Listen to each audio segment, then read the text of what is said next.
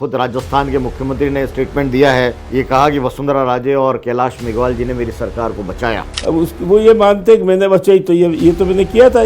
कि आपको कहीं न कहीं फेवर मिला है कांग्रेस सरकार से। सरकार पार्टी की नहीं होती है, सरकार सरकार होती है। तो मुख्यमंत्री ने बोल दिया कि लोग कहते हैं कि वसुंधरा जी और अशोक गहलोत हैं वो मिले हुए हैं। ये भी एक राजनीतिक शगुफा है। मैं पार्टी का हीरो था, मेरे को जीरो बनाने की कोशिश हुई, मैं साइडलाइन नहीं रहूंगा। मेरा 55 साल का कैरियर और एक 5-10 साल का भ्रष्ट आदमी। बीजेपी में कौन सा ऐसे परिवर्तन हो जिससे कैलाश मेघवाल फिर से जुड़ना चाहेंगे? बीजेपी को मुद्दे आधारित राजनीति अपना लेनी चाहिए।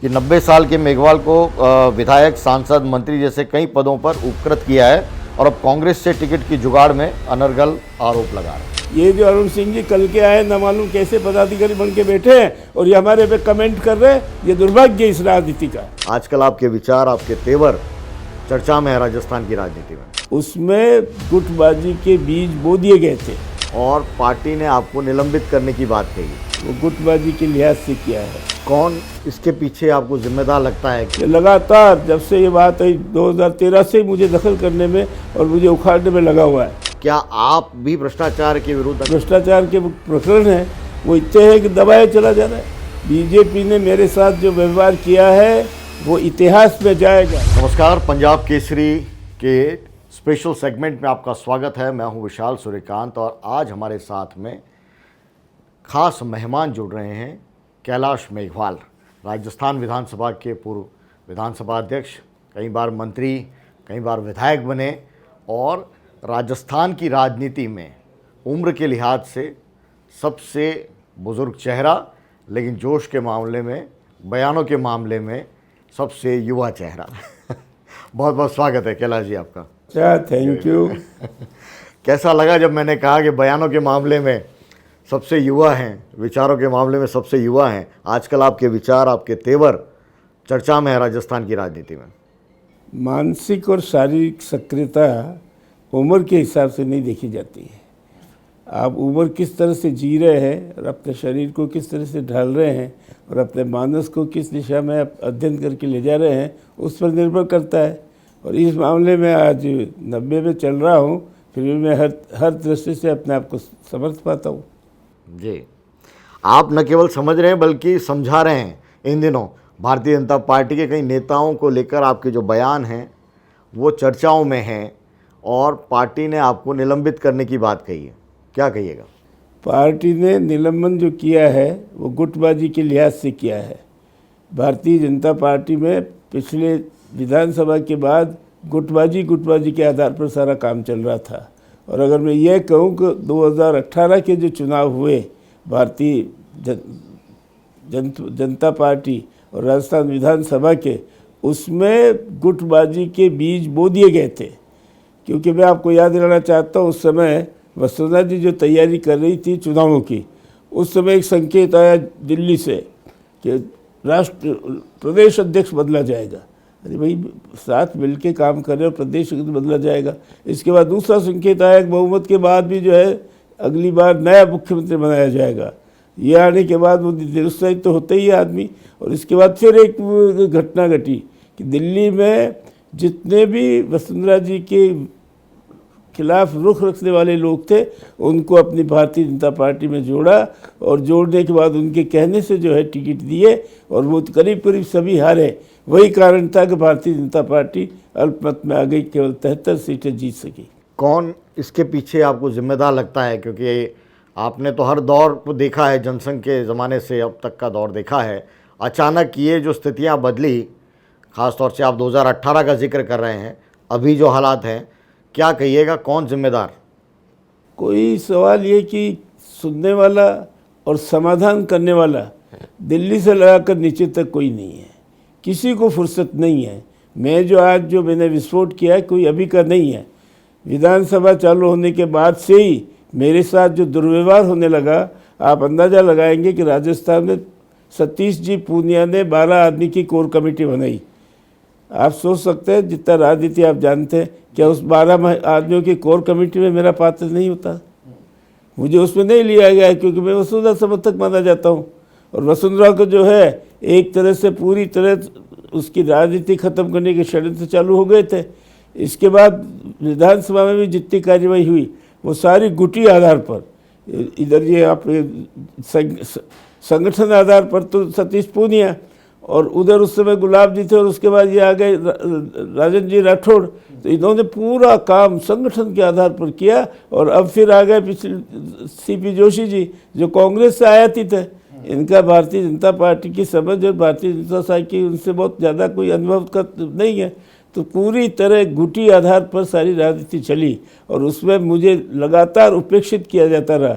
मैं 1968 से जो है राजनीति में हूँ और मेरी 55 साल में जो मैंने संघर्ष किया भारतीय जनसंघ को जमाने में, उसको आगे बढ़ाने में, उसका निर्माण करने में, उसको विकसित करने में, और उसके बाद भारतीय जनता पार्टी को जमाने में, उसको आगे बढ़ाने में, उसका निर्माण करने में, उसको विकसित करने में मेरा भरपूर योग हर तरह से रहा है।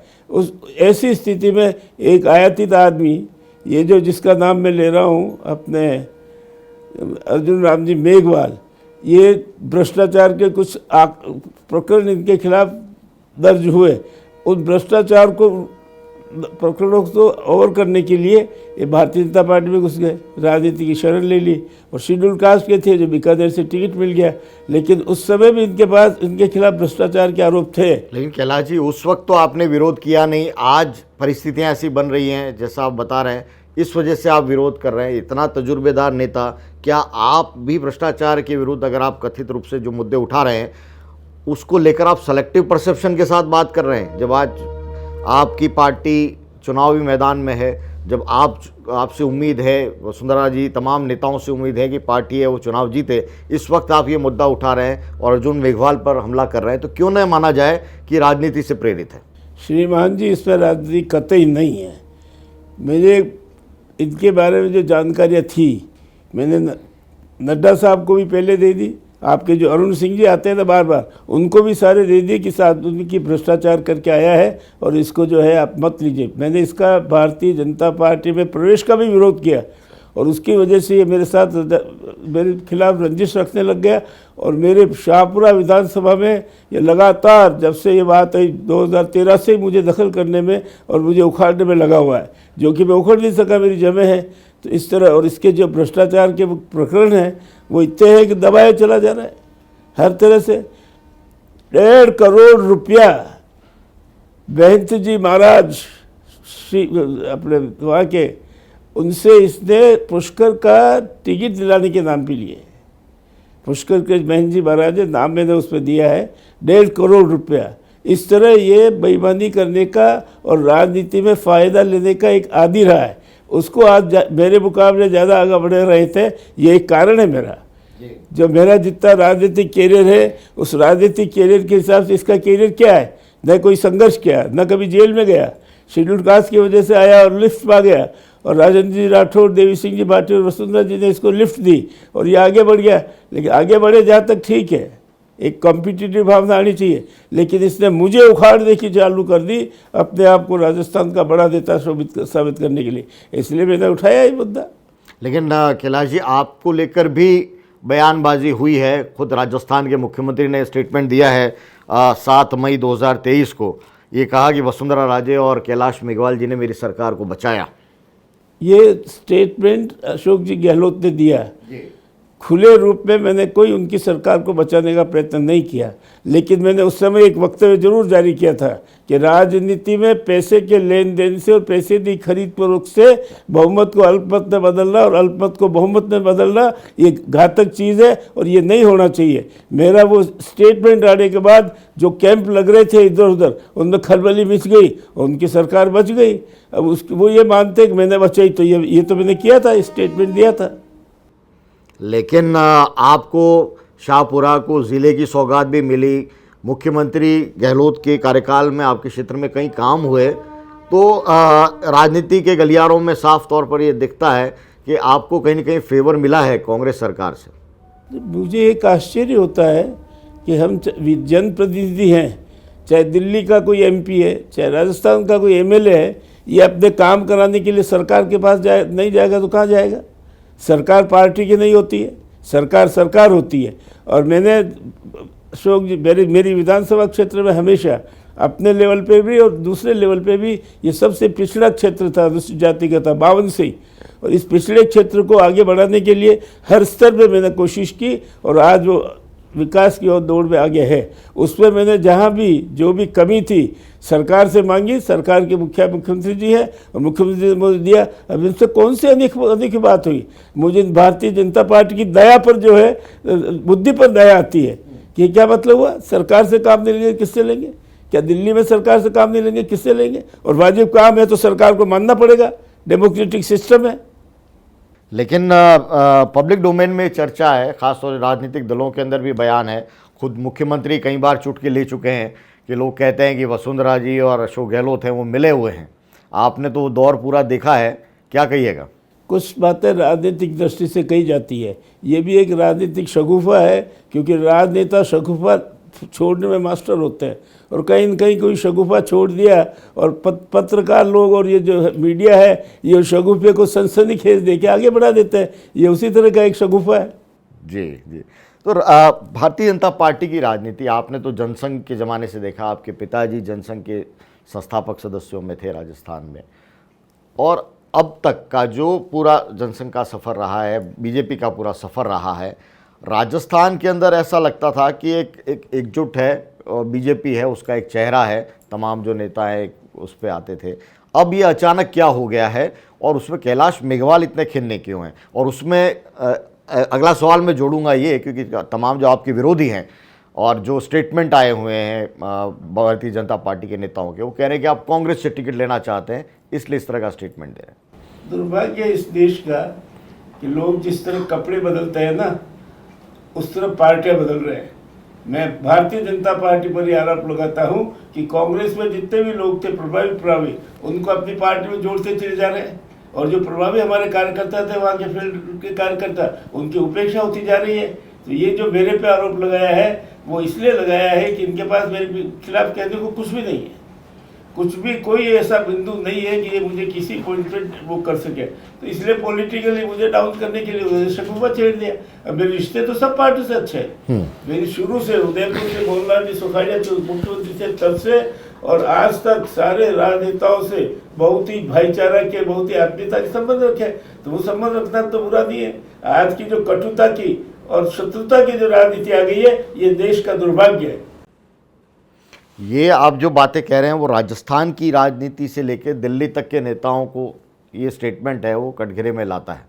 सही है, दिल्ली कोई अछूती नहीं है गुटबाजी से, ठीक है, बाहर नहीं आ रहा है तो उससे क्या मतलब। दिल्ली में भी है आपस में जिस तरह की जो है एक दूसरे के प्रति लगाव है, मुझे मालूम है कितना लगाव और कितना दुर्गाव है।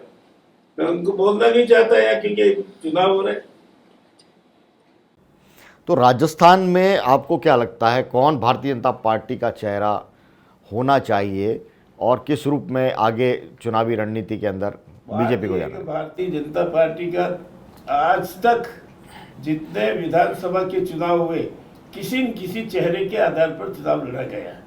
ये पहली बार है कि कोई चेहरा इसलिए सामने नहीं लाया जा रहा कि भारतीय जनता पार्टी में राजस्थान लेवल के किसी चेहरे के प्रति कोई श्रद्धा नहीं है, और इसलिए सारी हिंदुस्तान की सरकार, प्रधानमंत्री जी और उनके सारे प्रमुख मंत्री, राष्ट्रीय अध्यक्ष नड्डा जी, उनकी सारी जो फौज है वो सारी राजस्थान में झोंक दी गई है। और इसके पीछे एक ही है कि तो कोई ये अपना मोहरा बिठाना चाहते हैं राजनीति में, इसलिए जी कह रहे हैं कि बहुमत आएगा तब तय करेंगे। क्यों नहीं करेंगे?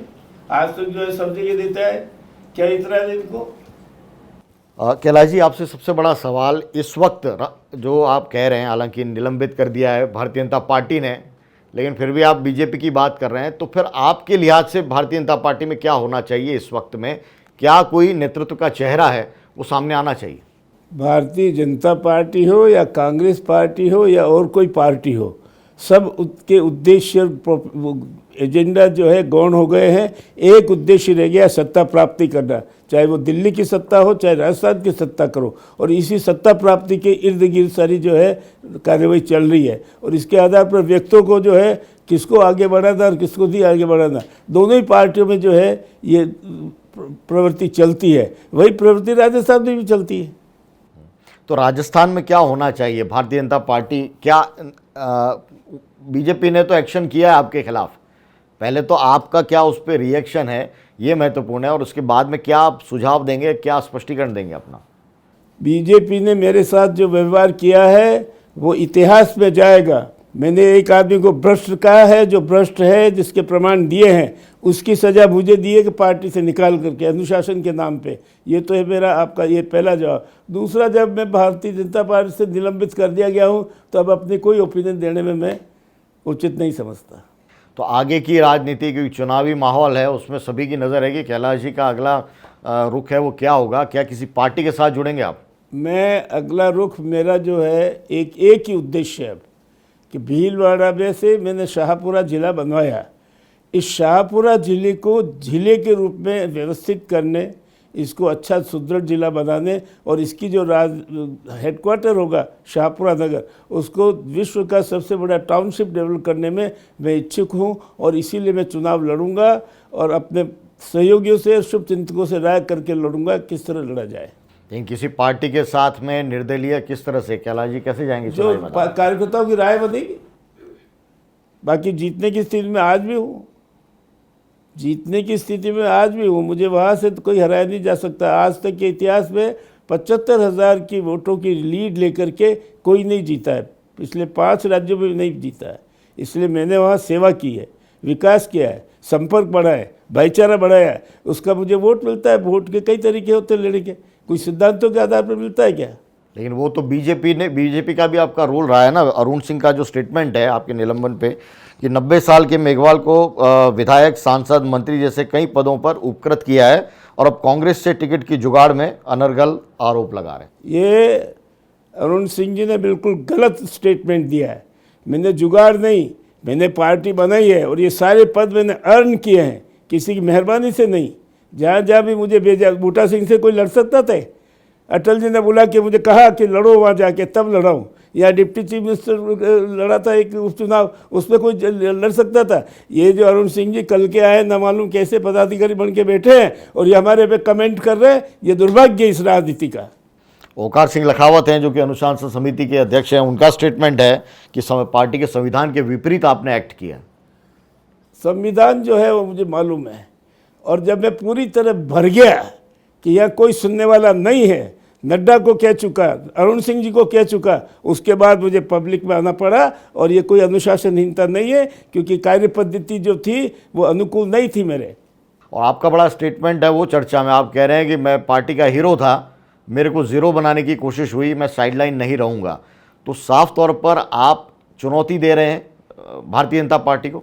आप मेरा अभी 2018 तक का कैरियर देखिए, एक के बाद एक संघर्ष, एक के बाद पार्टी के कमिटमेंट का काम, और मैं लगातार चला आया। और जो ही अभी चुनाव हुए 2018 के, उसके बाद मुझे हर तरह से, न मुझे कोई लेजिस्लेटिव विंग में प्रोत्साहन दिया, न कोई संगठनात्मक कार्यों में प्रोत्साहन दिया, और इसके लिए मैं रिएक्शन में हूँ।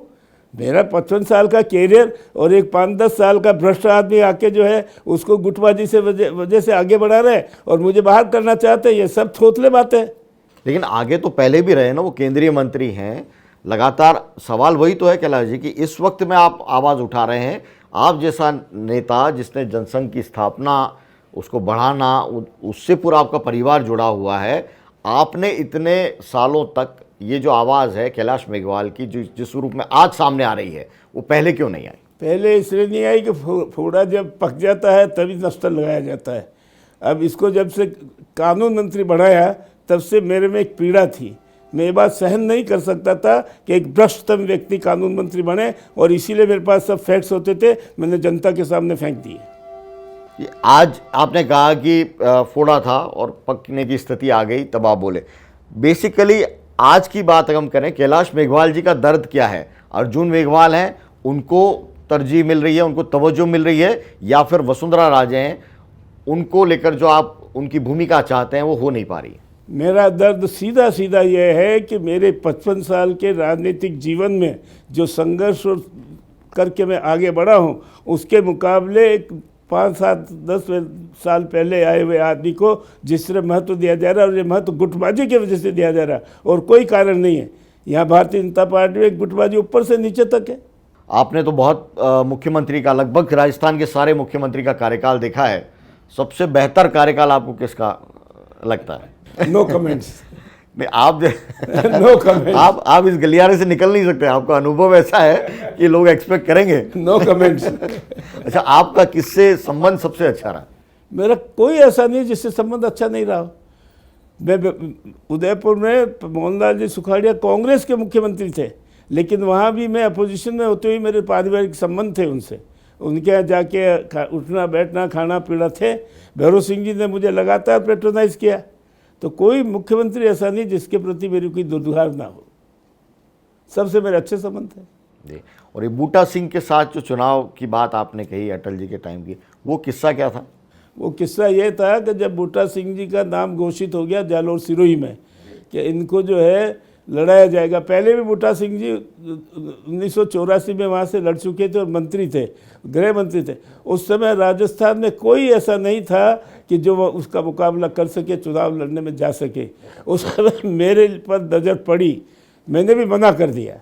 मना करने के बाद मुझे जो है घनश्याम जी तिवारी है, आप उनसे पूछना, खुद मुझे लेके गए दिल्ली। वहाँ भैरव सिंह जी और भंवर जी मेरा इंतजार कर रहे थे। ये दोनों ही लेके और मुझे अटल जी के यहाँ ले गए। और अटल जी ने एक ही बात की कि कभी कभी कार्यकर्ता चुनौती में आता है। आज एक चुनौती आ गई है और आपके राजस्थान के नेता चाहते हैं कि आप लड़ो, तब मैं लड़ा वो चुनाव और बूटा सिंह को हरा दिया। अच्छा, आपने घनश्याम तिवारी जी का नाम लिया। घनश्याम तिवारी जी ने भी आप ही की तरह एक अलहदा राह ली थी, वापस वो पार्टी में आ गए। देखिए, इस बारे में कोई कमेंट नहीं कोई। वो तो नाम इसलिए लिया है कि मुझे स्पेशल लेने आया था दिल्ली से कि बुला रहे हैं, और मुझे मालूम था बुला किस लिए रहे। फिर ये मुझे अटल जी के यहाँ ले गए और अल्टीमेटली सबसे बड़े नेता थे अटल जी, उनसे उन्हें प्रभावित करके निर्देश दिया कि तुम लड़ो। इसलिए गुलाब इसका अपने घनश्याम तिवारी का नाम आया। नहीं, ठीक है, मैं आपने कहा, लेकिन मैं सवाल वहाँ से भी बनता है। घनश्याम तिवारी, किरोड़ीलाल मीणा, कई नेता हैं, उन्होंने अलग राह बीजेपी से बनाने की कोशिश की, लेकिन वो उस रूप में उनको कामयाबी नहीं मिली। ऐसे में कैलाश मेघवाल हैं, वो इतना बड़ा जोखिम क्यों ले रहे हैं चुनाव के वक्त में? नहीं, मैं दुखी कहाँ हूँ? जोखिम ले रहे हैं आप, हैं? रिस्क ले रहे हैं, जोखिम कोई ले रहे रिस्क नहीं है मेरे लिए। मैं काम करता हूँ, मैं अधिकारपूर्वक काम करता हूँ। मैंने भारतीय जनसंघ को भी खड़ा करने में मदद की है जब कोई नहीं था। उस समय शेड्यूल कास्ट के लोग सूंघते नहीं थे भारतीय जनसंघ को। उस समय मैं सारे राजस्थान में घूमता था। उसके बाद भारतीय जनता पार्टी में जम के काम किया मैंने, और मेरी क्षमता से। और मैं आपको बताऊँ एक घटना, ये आपका अजमेर जनरल कैटेगरी की सीट थी, ये पार्लियामेंट की। 1984 में जब चुनाव आए तो वहाँ कोई ऐसा कैंडिडेट नहीं मिला जो वहाँ चुनाव लड़ सके। मैं शेड्यूल कास्ट का होते हुए भारतीय जनता पार्टी ने कहा तुमको लड़ना है, तो मैं लड़ा और 56,000 वोट लिए मैंने। तो मेरी क्षमता है, मैं वोट कैचिंग मशीन हूँ, मैं कटिंग मशीन नहीं हूँ। और मुझे दुर्भाग्य है कि मुझे जो इन्होंने निलंबित किया है, इससे बहुत बड़ा राजस्थान में वोट कटिंग भी हो सकता है। जी, आपके बयान जिस रूप में है वो लगातार जाहिर तौर पर वसुंधरा राजे को आप एक बार फिर से नेतृत्व के रूप में देखना चाहते हैं, लेकिन क्या राजनीति के अंदर जो आपके विरोधी हैं वो कह रहे हैं कि कैलाश जी इतने अनुभवी हैं, राजनीति के अंदर एक ही चेहरे को बार बार मौका देना, इतने बड़े जो कार्यकर्ता हैं, जो नेताओं का पूरा एक संगठन है, क्या एक ही फेस होगा? मैंने इसीलिए मेरा पत्र आपको दिया है, पढ़ा है आपने जी? मैंने कहा इस देश में जैसे राष्ट्रपति का 4 साल का तय है अमेरिका में, उसी तरह हमारे यहाँ भी कार्यावधि तय हो जानी चाहिए, जिससे कि ये कुर्सी पे बैठने की लालसा और लोभ नहीं बने और डेमोक्रेटिक जो है डिक्टेटरशिप नहीं आए, जो आज डेमोक्रेटिक डिक्टेटरशिप चल रही है हिंदुस्तान में। तो इसीलिए मैंने कहा है, आप मेरे पत्र को पढ़ना, उसमें कि अमेरिकन जो मॉडल है, दुर्भाग्य से हमारे यहाँ जब आज़ादी के बाद ये जो संविधान निर्माता थे ना, ये ब्रिटेन का जो मॉडल था शासन का, पार्लियामेंट्री डेमोक्रेसी था, उस पर फिदा थे, जो मैंने इसमें लिखा है। और इसके कारण से ये ले आया। ये तो फेल हो गया। आज है क्या कहीं डेमोक्रेसी? कई हर लोकसभा में, हर विधानसभा में हंगामा, नारेबाजी, कटुता, गाली गलौज, ये कोई डेमोक्रेसी वो है? तो नतीजा क्या, रूप है क्या? और इसका मैं इसलिए कहना चाहता हूँ कि कई विधिवेता जो है, मान्य विधिवेता, वो कहते हैं कि हंगामे में, उसमें धूम धड़ाके में कोई एक्ट पास किया जाए, उसको मान्यता नहीं मिलनी चाहिए। और मैं भी इस बात का सहमत हूँ कि नहीं मिलनी चाहिए। तर्क वितर्क शांत आपस में बहस हो करके जो है कानून निकले, वही कानून लागू होना चाहिए। कई तरह के बदलाव हो रहे हैं, दिल्ली के अंदर भी सरकार है, वो चर्चा है, कई कानून बदले गए। तो आप जो कह रहे हैं साफ तौर पर अमेरिका का उदाहरण दे रहे हैं, क्या राष्ट्रपति जो प्रणाली है उस तरफ आना चाहिए क्या देश को? मैं आज की तारीख में जो हिंदुस्तान में पार्लियामेंट्री डेमोक्रेसी चल रही है वो पूरी तरह फेल हो चुकी है, और इसलिए मैं चाहूँगा कि दूसरा प्रयोग भी किया जाए, जो अमेरिका का पैटर्न है उसको अपनाया जाए। जी, अमेरिका से सीधे शाहपुरा आते हैं और वहीं से इंटरव्यू का समापन करेंगे। शाहपुरा के अंदर आप चुनाव लड़ेंगे, ये तो तय है। पार्टी का सिंबल क्या होगा, नहीं होगा, ये भी तय नहीं है। ये तय नहीं है। और कौन सा नेता आप चुनाव प्रचार में अपने बुलाना चाहेंगे? मेरे यहाँ चुनाव प्रचार में किसी को आने की ज़रूरत नहीं है। मैं अपने आप में वो शख्स हूँ जो अपना चुनाव प्रचार खुद करता हूँ, और मेरे भाषण सुनने के लिए सारे राजस्थान में लोग भी तरसते हैं।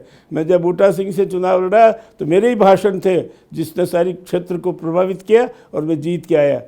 बाहर से एक दो नेता आए थे, तो मेरे यहाँ मैं नेताओं की ज़रूरत नहीं मानता हूँ। नेताओं की ज़रूरत उसको होती है जिसका काम नहीं हो, जिस पे विश्वास नहीं हो जनता का, जिसको अपनी बात रखने का तमीज़ नहीं हो। ऐसे लोग नेताओं को बुला के वोट बटोरते हैं, मैं उनमें से नहीं हूँ। ये बात सही है कि आप भारतीय जनता पार्टी की राजस्थान की राजनीति के ऐसे दरख्त हैं जिनमें अनुभव है और सब कुछ तमाम चीज़ें हैं, व्यवहारिकता भी है, अनुभव भी है, चुनावी राजनीति और राजनीति के सिद्धांत भी है, और वो चातुर्य भी है। लेकिन अकेले कैलाश मेघवाल जिस रूप में खड़े हुए हैं इस वक्त में, आपको लगता है कि आपका प्रभाव राजस्थान की राजनीति में, कांग्रेस और बीजेपी में उस रूप में होगा जिस रूप में आप आवाज़ उठा रहे हैं? और कई प्रभाव पड़े नहीं पड़े, मेरे विधानसभा क्षेत्र शाहपुरा में तो मेरा ही प्रभाव चलेगा, और इसलिए मैं दूसरी तरफ देखने की चिंता ही नहीं करता। लेकिन एक आप तो शाहपुरा के अंदर एक आपका व्यक्तित्व है, एक विधायक है, इसके अलावा तो विराट आपका राजनीतिक अनुभव है राजस्थान की राजनीति में। क्या आने वाले वक्त में बीजेपी के अंदर और कैलाश मेघवाल जैसे लोग हैं वो मुखर होंगे? अभी बहुत समय लगेगा, कैलाश मेघवाल पैदा करने में बहुत समय लगेगा। मुझे भारतीय जनसंघ ने जो है आगे बढ़ाना चालू किया और ट्रेनिंग देके चालू किया। जो घड़ाई मेरी हुई है भारतीय राजनीति में, भारतीय जनसंघ से चालू की, भारतीय जनता पार्टी से लगाकर आज तक आई है। मैं कोई जो है भ्रष्ट आदमी की तरह किसी की दया पर राजनीति में नहीं आया हूँ। ये दया और याचक बन के आ जाते हैं ना कि अरे बाबू जी मने वोट दीजिए, मने टिकट दीजिए, ऐसे बहुत फिर रहे हैं आजकल। और इनको चाहिए नेताओं के भाषण की ज़रूरत, मेरे यहाँ नेताओं के भाषण की ज़रूरत नहीं है। बीजेपी को क्या सुझाव आप देंगे चलते चलते, क्योंकि निलंबित कर दिया है? निलंबित कर दिया है, दो सुझाव जी। मुझे बीजेपी से ही निलंबित कर दिया, तो अब मैं क्यों किसी तरह का कोई सुझाव दूं? लेकिन बीजेपी में कौन सा ऐसे परिवर्तन हो जिससे कैलाश मेघवाल फिर से जोड़ना चाहेंगे? बीजेपी को मुद्दे आधारित राजनीति अपना लेनी चाहिए, और बीजेपी के जो कुछ मौलिक पंच निष्ठाएं हैं उसके आधार पर चलना चाहिए। वो सब आज बीजेपी भी सत्ता के नशे में और सत्ता प्राप्त करने में भूल चुकी है। बहुत बहुत शुक्रिया हमारे साथ जुड़ने के लिए कैलाश मेघवाल जी। 90 साल का एक राजनेता चुनावी ताल ठोक रहा है, शाहपुरा से फिर चुनावी मैदान में उतरने की बात कर रहे हैं, और भारतीय जनता पार्टी है उनसे उनका निलंबन हो चुका है। तो कैलाश मेघवाल का आगे का क्या कदम होगा इस पर पूरे राजस्थान की जनता की नज़र रहेगी, क्योंकि कहते हैं कि कैलाश मेघवाल अगर बोलते हैं तो अकेले कैलाश मेघवाल नहीं बोलते, उनके साथ में एक विचार है वो बोलता है, और कोई लोगों के मनोभाव हैं वो बोलते हैं। ठीक है मैंने? Wonderful wonderful. शुक्रिया हमारे साथ में जुड़ने के लिए। पंजाब केसरी पर नेताओं के साथ इसी तरह के संवाद, चुनावी माहौल में चुनाव की बात हम करते रहेंगे। जुड़े रहिए। नमस्कार।